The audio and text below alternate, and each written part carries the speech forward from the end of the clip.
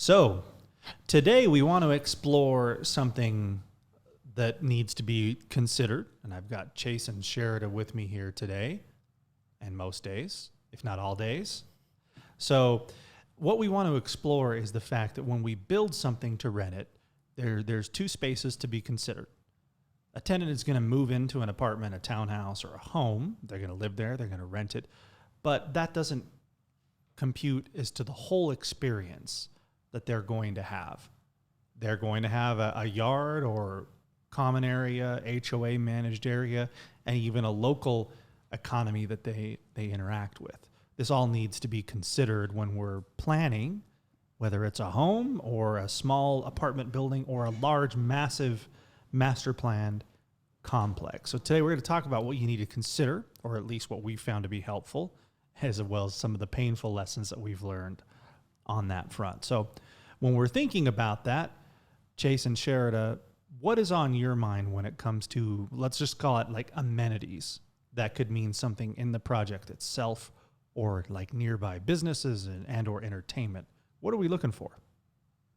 I think in a project itself, if this is more of a tenant-based project and we're maybe speaking of a condo community, a townhome community, something of that nature, you probably want to have some kind of a clubhouse.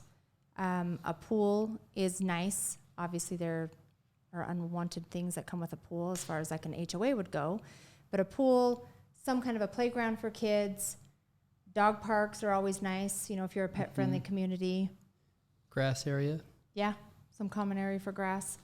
Maybe basketball court. Pickleball. That's huge right now. Pickleball, yeah. Trying to think what other. I have something to say about that. Okay. Are you surprised? No. Okay. Let's hear it. So many of those things that you just listed are all very applicable, right? And I think it depends on the size, right? When you say, I'm going to put in a swimming pool in a build-for-rent community, well, how big is the community?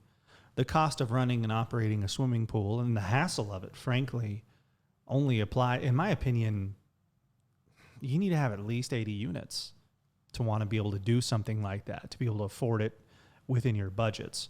Otherwise, it's just not worth it. You're going to be going out there all the time, and you get that budget every month of, wow, we're spending a lot on this pool based on what we're bringing in. So I think when we talk about the landscape and the amenities, what's the standard and what's good, popular locally, but also don't let that sacrifice being creative. You mentioned pickleball, right? A few years ago, that wasn't a thing, but now it's absolutely crazy in a lot of the projects that we do.